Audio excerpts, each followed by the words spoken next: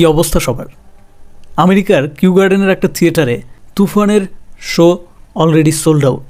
এই ধরনের অনেক অনেক হেডলাইনওয়ালা নিউজ কিন্তু চোখে পড়তেছে। তার মানে স্পষ্ট বোঝা যাচ্ছে তুফান কিন্তু বাইরের দেশগুলোও কাঁপাইতেছে।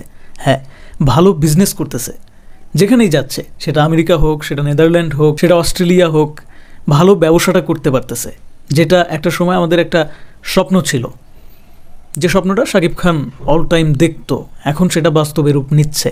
এবং এটা হওয়ার ছিল। একজন শাকিব খানের ভিতরে যে অভাবটা ছিল একটা দীর্ঘ সময় ধরে, সেটা হচ্ছে তার সাথে যারা কাজ করত তারা গোছানো ছিল না, এবং কি সে নিজেও অতটা গোছানো ছিল না। সিনেমার বাজেট ভালো ছিল না, পরিচালক প্রযোজক মানে বলতো একটা করতো আরেকটা, সিনেমার গল্প একরকম, সেটে গিয়ে দেখা যেত আরেক রকম।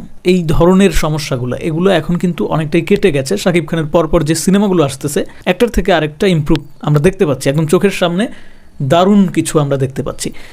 এবার কথা হচ্ছে যে তাহলে তুফান সব জায়গায় ভালো করছে, তুফান কি কলকাতা বা ইন্ডিয়াতে গেলে এই যে যাচ্ছে, আগামীকাল যে যাচ্ছে সেখানেও কি ভালো করবে?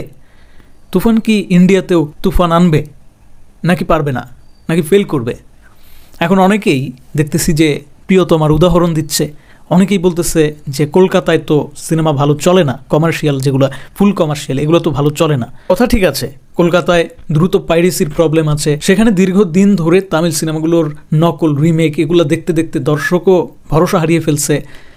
এই সমস্ত প্রবলেম আর অনেক প্রবলেম তো আছে। ইন্টারনাল কিছু কিছু হিরো আছে কলকাতার যারা এককেন্দ্রিক হয়ে গেছে, শুধুমাত্র নিজের প্রোডাকশন হাউস ছাড়া অন্য কোনো জায়গায় কাজ করছে না। মানে তাদের মধ্যে ওভারঅল একটা সমন্বয়ের যে ঘাটতি সেটা ভালোভাবে বোঝা যায়, যার জন্য দর্শককে তারা কোনোভাবেই ইমপ্রেস করতে পারতেছে না।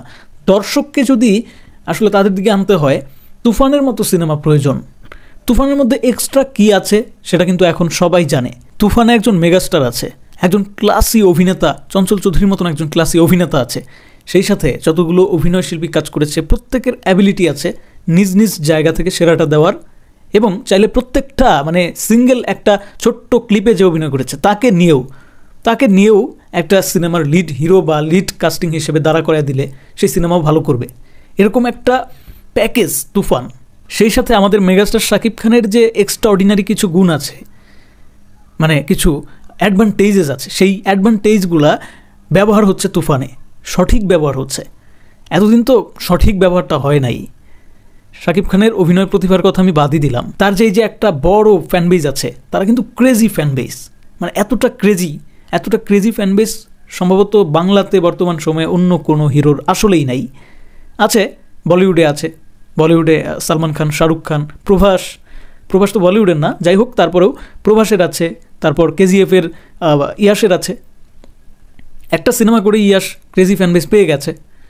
তো এই যে ক্রেজি ফ্যানবেস, তারপর ওই যে বিজয় থালাপতির আছে, তো এই ক্রেজি ফ্যানবেজের কিন্তু আলাদা একটা পাওয়ার আছে। কি পাওয়ার?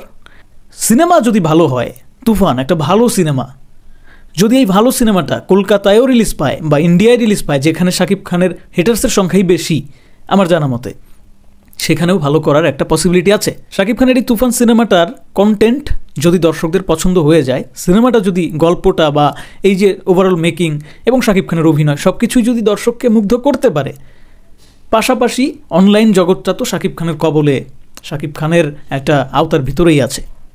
আওতার ভিতরে কেন আছে? ক্রেজি ফ্যানবেজের বদৌলতে। হ্যাঁ, আমরা যদি লক্ষ্য করি তাহলে দেখব এপার বাংলা ওপার বাংলা দুই বাংলায় মিলিয়ে যতগুলো হিরো আছে সবগুলো হিরোর মধ্যে অনলাইন প্ল্যাটফর্মে মার্কেটিংয়ের দিক থেকে অটো এগিয়ে থাকে হচ্ছে শাকিব খান, অটো এগিয়ে থাকে। অর্থাৎ শাকিব খানের নিজের এসে বলে দিতে হয় না, কিচ্ছু করতে হয় না, শো আপ করতে হয় না। শাকিব খানের যে ক্রেজি ফ্যানবেজ আছে তারা অল টাইম শাকিবকে নিয়ে কথা বলতেই থাকে।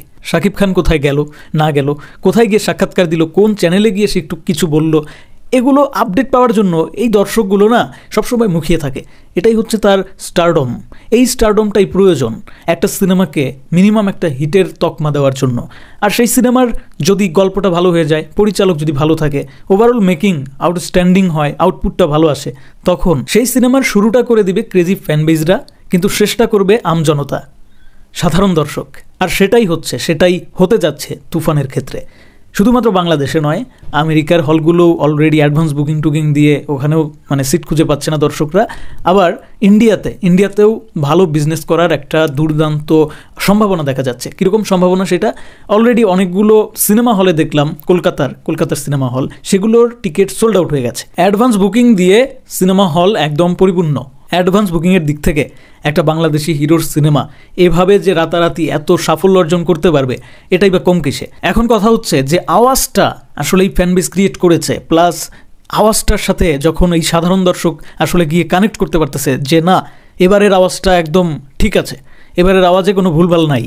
হ্যাঁ, আওয়াজ ওই যে বলে না যে খাজনার চেয়ে বাজনা বেশি, এই কথাটা বলে না, তো এই খাজনার চেয়ে বাজনা এবার বেশি হয় নাই, বরঞ্চ বাজনাটার চেয়ে খাজনাটাই বেশি।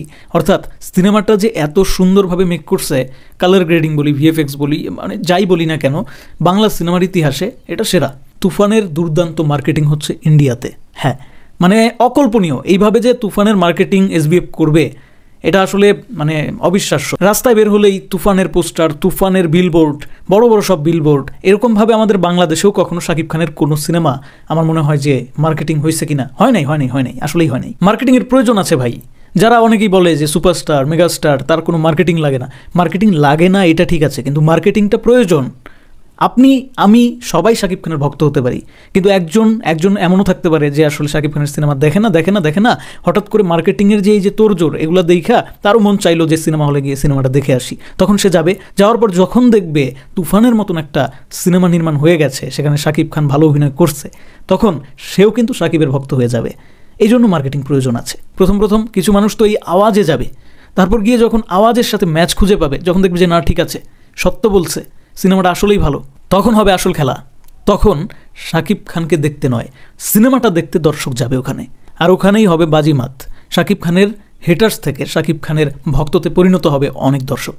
এভাবেই এই তুফান সিনেমাটার সাকসেস আসলে এভাবে স্প্রেড হচ্ছে। বিশ্বাস না হলে আপনারা খোঁজ নিয়ে দেখতে পারেন, যতগুলা জায়গায় তুফান মুক্তি পাইছে সব জায়গাতে ভালো করতেছে, সব জায়গায়। তো আমরা এটা আশা করতেই পারি যে এই যে আগামীকালকে তুফান যে কলকাতায় গেল, ইন্ডিয়াতে যাচ্ছে, সেখানেও তুফান করবে। বন্ধুরা, কমেন্ট বক্স স্বাধীনতার জায়গা, অবশ্যই নিজের মতামতটা কমেন্টে জানাবেন। আপনার কাছে কি মনে হয়, তুফান কি ইন্ডিয়ায় তুফান করবে?